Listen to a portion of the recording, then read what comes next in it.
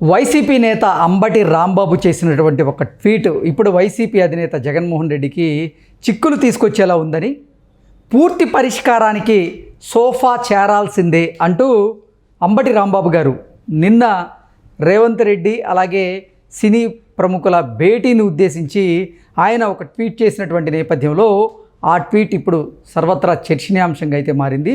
ఈ నేపథ్యంలోనే ఈ అంశం మీద మనం విశ్లేషణ చేసుకునేటువంటి ప్రయత్నం చేద్దాం. ప్రస్తుతం మనతో పాటున్నారు ప్రముఖ సినీ రాజకీయ విశ్లేషకులు, ప్రముఖ సీనియర్ జర్నలిస్ట్ యజ్ఞమూర్తి గారు. సార్తో మాట్లాడదాం. సార్ నమస్తే. సార్ నమస్తే కృష్ణ. సార్, నిన్న వైసీపీ నేత అంబటి రాంబాబు గారు పెట్టినటువంటి ఒక ట్వీటు ఇప్పుడు జగన్మోహన్ రెడ్డిని చిక్కుల్లో పడేసేలా చేసింది అన్నట్లుగా ఒక వార్త సోషల్ మీడియాలో చక్కర్లు కొడుతోంది. నిన్న తెలంగాణ ముఖ్యమంత్రి రేవంత్ రెడ్డి గారిని కొంతమంది సినీ ప్రముఖులు వెళ్ళి కలవడం జరిగింది. ఆ భేటీని ఉద్దేశించి పూర్తి స్థాయిలో పరిష్కారం దొరకాలి అంటే సోఫా చేరాల్సిందే అంటూ అంబటి రాంబాబు గారు ట్వీట్ చేయడం ఇప్పుడు సర్వత్రా చర్చనీయాంశంగా మారింది. ఏంటి సార్ ఆయన ట్వీట్కి అసలు అర్థం ఏంటి? నిజంగా రేవంత్ రెడ్డి అలాగే సినీ ప్రముఖుల భేటీని ఉద్దేశించే ఆయన ఆ ట్వీట్ చేసి ఉండొచ్చా? అంటే పుష్ప 2 చిత్రంలో మనం కనుక అబ్జర్వ్ చేస్తుంటే ప్రతి సందర్భంలో కూడా ఈ సోఫాలో పెట్టి మనీని పంపించేటువంటి సందర్భం అందరూ గుర్తు చేసుకుంటూ రేవంత్ రెడ్డి గారిని తప్పుపడ్డేలా ఉంది ఇది అంటూ నెటిజన్లు అయితే ఆయన మీద మండిపడుతూ ఉన్నారు. అంబటి రాంబాబు మీద జగన్మోహన్ రెడ్డిని చిక్కుల్లో పడేస్తున్నారు అంబటి రాంబాబు అంటూ కూడా కొంతమంది నెటిజన్లు అయితే అభిప్రాయాన్ని వ్యక్తం చేస్తూ ఉన్నారు. దీని మీద మీ విశ్లేషణ ఏంటి సార్? అదే ఇప్పుడు సోఫా అని ఆయన ఏదైతే కామెంట్ చేశారో తన సోషల్ మీడియా హ్యాండిల్ ద్వారా, అది దాంతో పెద్ద దుమారమే రేగుతుందని చెప్పాలి. మీరు చెప్పినట్టుగా పుష్ప సినిమాలో సోఫాకి చాలా ప్రాముఖ్యత ఉంది. అంటే అందులో పుష్పరాజు ఎవరినైనా సరే డబ్బుతో కొనేయచ్చు అనే భావంతో ఉంటాడు, మనం చూసాం. అట్లా సీఎంనే మార్చేస్తాడు. ఈవెన్ క్లైమాక్స్ ఫైట్లో కూడా సోఫా అనేది చాలా కీలకంగా ఉంటుంది. సో ఆయన హెలికాప్టర్ నుంచి నేరుగా సోఫానే పడేస్తాడు అక్కడ. సో దాంట్లో డబ్బులు కట్టలు ఉంటాయి ఇవన్నీ కూడా. సో ఇప్పుడు దాన్నే బేస్ చేసుకొని అంబటి రాంబాబు ఆ మాట వాడారని చెప్పేసి ఏమాత్రం అంటే పుష్ప 2 సినిమా చూసిన వాళ్ళందరికీ కూడా అర్థమైపోద్ది సోఫా అనే మాట ఎందుకు వాడారని. సో సమస్య అంటే పూర్తి పరిష్కారానికి సోఫా చేరాల్సిందే అంటాం వెనక.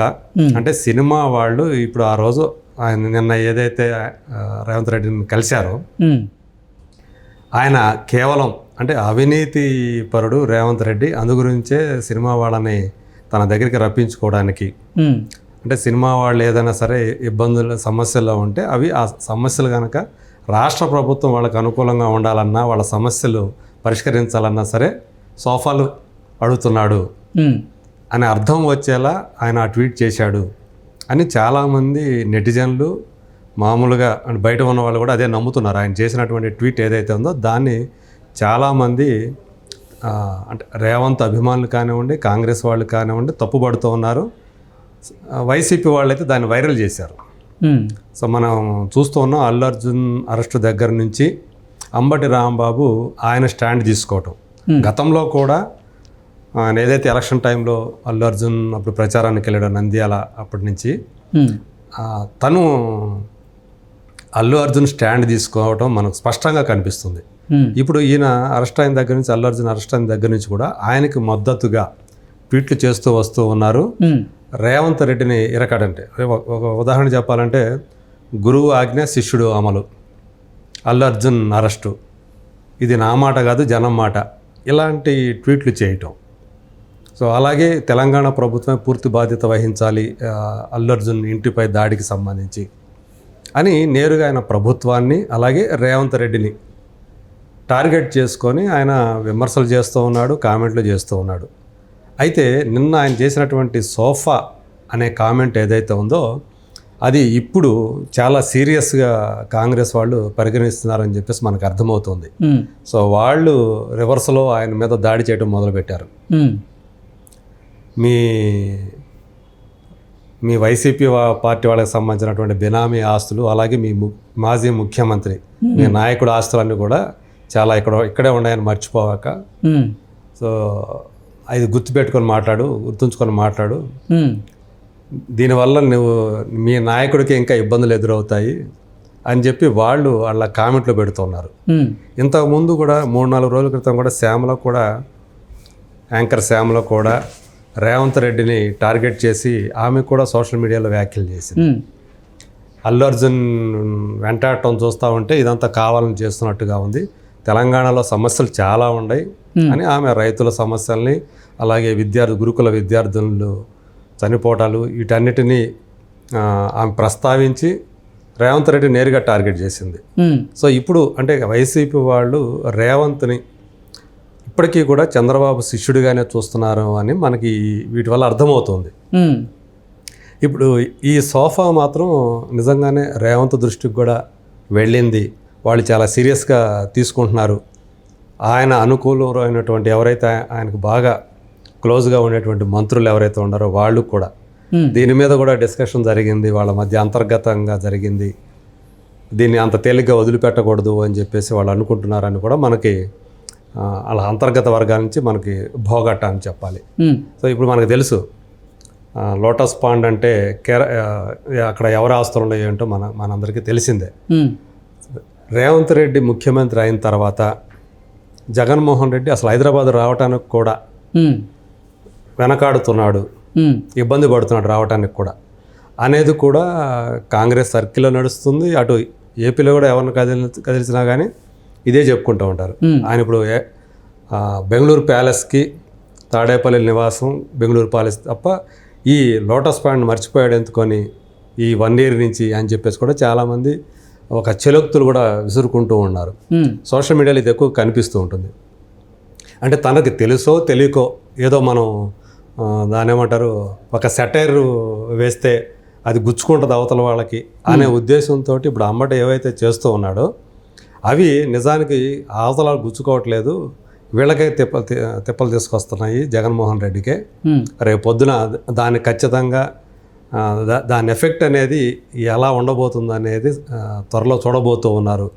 సో ఇక్కడ వాళ్ళకి సంబంధించినటువంటి ఆస్తులు, బెనామీ ఆస్తులు కానీ వాళ్ళు ఆక్రమించుకొని ఉన్నాయి కానీ అవన్నీ కూడా రాబోయే రోజుల్లో ఒక్కటొక్కటిగా బయటికి వస్తాయి అని చెప్పేసి కూడా అంతర్గతంగా కాంగ్రెస్ వర్గాల్లో చర్చ జరుగుతున్నట్టుగా మనకు తెలుస్తుంది.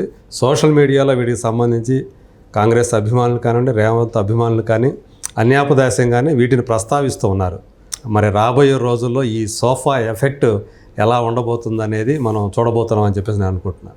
ఓకే, ఏంటి సార్ అసలు నిజంగా అంబటి రాంబాబు గారు రేవంత్ రెడ్డి అలాగే సినీ ప్రముఖుల భేటీని ఉద్దేశించి ఈ సోఫా ఆ ప్రస్తావన తీసుకొచ్చారని భావించవచ్చా? అసలు ఈ మధ్యకాలంలో అంబటి రాంబాబు గారు వరుసగా అల్లు అర్జున్కి సంబంధించి కొన్ని ట్వీట్లు చేయడం, అల్లు అర్జున్కి మద్దతు తెలపడం కూడా చూస్తూ ఉన్నాం. ఏంటి ఈ మధ్యకాలంలో అసలు అంబటి రాంబాబు గారు అల్లు అర్జున్ని వెనకేసుకు రావడానికి కారణం ఏంటి? అదే అంటే వాళ్ళు ఎప్పుడైతే ఈయన పవన్ కళ్యాణ్కి వ్యతిరేకంగా ఈయన వస్తున్నాడు, తయారవుతున్నాడు అనే ఒక ఫీలర్ ఏదైతే జనాల్లోకి వెళ్ళిందో అల్లు అర్జున్, అప్పటి నుంచి వాళ్ళు అల్లు అర్జున్ ఓన్ చేసుకున్నారు. శిల్పా రవిచంద్ర కిషోర్ రెడ్డికి ఆయన మద్దతు ప్రకటించడం వాళ్ళకి కలిసి వచ్చినటువంటి ఒక అంశంగా చెప్పుకోవాలి. సో దాన్ని బేస్ చేసుకుని వాళ్ళు ఆయన సైడ్ తీసుకున్నారు. ఇక్కడ ఇప్పుడు సినిమా వాళ్ళకి రేవంత్ రెడ్డికి మధ్య జరిగినటువంటి మీటింగ్ ఏదైతే ఉందో ఇది కేవలం అవినీతికి సంబంధించే, రేవంత్ రెడ్డి అవినీతికి సంబంధించే జరిగింది. సో ఆయనకి సోఫా అందించడానికే వీళ్ళందరూ కూడా వెళ్ళారు. ఆ సోఫా పెద్ద సోఫానా చిన్న సోఫానా అనేది తర్వాత అంటే ఆయన సోఫా అంటల్లో పూర్తి పరిష్కారానికి సోఫా చేరాల్సిందంటే అది ఏ స్థాయి ఎలాంటి సోఫా మీరే ఊహించుకోండి అన్నట్లుగా ఆయన చెప్పినట్లుగా కనిపిస్తుంది. ఆయన ఉద్దేశం అదే అన్నట్లుగా కనిపిస్తుంది. మరి ఇది అంటే రేవంత్ రెడ్డి ఒక అవినీతి పరుడు అనేది ఆయన ఎస్టాబ్లిష్ చేసే ప్రయత్నం ఆ కామెంట్ ద్వారా చేశాడని చెప్పేసి చాలామంది అభిప్రాయపడుతూ ఉన్నారు. రేపొద్దున దానికి అంటే ఇప్పుడు నిజంగా అంబటి రాంబాబు గారు కనుక ఇటు అల్లు అర్జున్ కుటుంబాన్ని లేదా చిత్ర పరిశ్రమని ఇటు రేవంత్ రెడ్డి గారిని ఉద్దేశించి కనుక ఆ ట్వీట్ చేసి ఉంటే, అంటే నిన్న మొన్నటి వరకు అల్లు అర్జున్ గారి కుటుంబానికి అల్లు అర్జున్ గారికి అంబటి రాంబాబు గారు మద్దతు తెలుపుతున్నటువంటి నేపథ్యంలో ఇప్పుడు ఈ ట్వీట్ ఏదైతే ఉందో అది వారి కుటుంబానికి కూడా వ్యతిరేకంగా మారేటువంటి అవకాశం ఉంటుంది కదా. నిజానికి ఈయన ఏదైతే స్టాండ్ తీసుకున్నాడు అల్లు అర్జున్కి వాళ్ళు కోరుకోవట్ల ప్రస్తుత పరిస్థితుల్లో అల్లు అర్జున్ కానీ ఆయన తండ్రి అల్లు అరవింద్ కానీ వాళ్ళందరూ కూడా వైసీపీ వాళ్ళకి మద్దతు మామూలుగా ఆయన ఏంటి ఇండిపెండెంట్గా ఎదగాలనుకుంటున్నాడు, అంతేగాని వైసీపీ మద్దతుతోటి ఆయన ఎదగాలనుకోవట్లా, వైసీపీకి ఫేవర్గా చేయాలని కూడా ఆయన అనుకోవట్లా. ఆయన ఇదివరకే క్లారిఫికేషన్ ఇచ్చారు శిల్పా రవిచంద్ర కిషోర్ రెడ్డికి సంబంధించి కేవలం స్నేహం అనేది మాత్రమే దాని గురించే వెళ్ళా అని చెప్పేసి కూడా ఆయన చాలా క్లియర్గా చెప్పారు. బహుశా ఆయన ఉద్దేశం అదే అయి ఉండొచ్చు, కానీ అప్పుడు ఏంటంటే అది రాంగ్ టైం అవ్వటం అనేది చాలామంది ఎత్తి చూపారు. ఇప్పుడు వెళ్ళాల్సిన అందరూ కూడా పిఠాపురం వెళ్తున్నప్పుడు, ఆయన తండ్రి కూడా పిఠాపురం వెళ్తున్నాడు అరవింద్ కూడా, ఈయన కరెక్ట్గా లాస్ట్ డే కదా అది, చాలా అంటే వాతావరణం చాలా వేడెక్కినటువంటి టైం అది. ఇంకా 2 రోజుల్లో రెండో రోజు ఇక ఎలక్షన్ జరగబోతా ఉంది. అలాంటి టైంలో ఈయన అక్కడికి వెళ్ళడం చివరి రోజు, ఎలక్షన్ క్యాంపెయిన్ చివరి రోజులో, అది పెద్ద అంటే తప్పిదం అని చెప్పేసి అప్పుడు చాలామంది అభిప్రాయపడ్డారు. మనకు తెలుసు ఇది ఈ టైంలో వెళ్ళాల్సింది కాదు అసలు, ఇప్పుడు కాదు అనేది అప్పుడు అందరూ కూడా అభిప్రాయపడ్డారు. సో ఆయన స్నేహం కోసం వెళ్ళినా ఇంకొక దానికోసం వెళ్ళినప్పటికీ కూడా ఒక రాంగ్ మెసేజ్ ఇచ్చినట్లు అయిపోయింది. మిగతా ఎవరికి, జనసేన వాళ్ళకి కానివ్వండి, మెగా కాంపౌండ్ వాళ్ళకి కానివ్వండి, పవన్ కళ్యాణ్ వాళ్ళ ఫ్యాన్స్కి కానివ్వండి, ఈవెన్ కూటమి ప్రభుత్వానికి కూడా అది ఒక రాంగ్ మెసేజ్ వెళ్ళినట్టయింది. సో అప్పటి నుంచి వాళ్ళు ఆయనకు దూరంగా ఉండటం, వైసీపీ వాళ్ళు ఆయన ఓన్ చేసుకోవడం మనకు కనిపిస్తుంది. అందులో భాగంగానే అంబటి కూడా చాలా ఎక్కువగా అల్లు అర్జున్ని ఓన్ చేసుకున్నట్టు మనకి, ఎందుకంటే ఆయన వరుసగా ఒకదాని తర్వాత ఈ సంధ్యా థియేటర్ ఘటన తర్వాత అల్లు అర్జున్ మీద ఏదైతే అభియోగాలు వచ్చినాయో, ఆయన అరెస్ట్ జరిగిందో, అప్పటి నుంచి కూడా ఆయన సైడ్ తీసుకొని ఆయనకు ఫేవర్గానే ట్వీట్లు పెడుతున్నాడు, తెలంగాణ ప్రభుత్వానికి వ్యతిరేకంగా ట్వీట్లు పెడుతున్నాడు. ఇప్పుడు కొన్ని వాటిలో ప్రభుత్వానికి వ్యతిరేకంగా ఉంటే కొన్ని నేరుగా రేవంత్ రెడ్డిని టార్గెట్ చేస్తూ ఉన్నాయి. ఇది సోఫా అనే కామెంట్ మాత్రం నేరుగా రేవంత్ రెడ్డిని టార్గెట్ చేసేదే. సో ఖచ్చితంగా కాబట్టి వాళ్ళు దాన్ని తేలిగ్గా వదిలిపెట్టరు నేను అనుకోవటం. సో రేపు ఇక్కడికి సంబంధించి అంబటిని వదలరు, జగన్ కూడా ఖచ్చితంగా చిక్కులు వస్తాయి. ప్రస్తుతం సైలెంట్గా ఉన్నారు, రేపు రాబోయే రోజుల్లో మాత్రం ఆ సోఫా కామెంట్ యొక్క కాన్సిక్వెన్సెస్ ఎలా ఉంటాయో మనం ఖచ్చితంగా చూస్తామని నేనైతే అనుకుంటున్నాను. Okay sir, thank you so much. Thank you.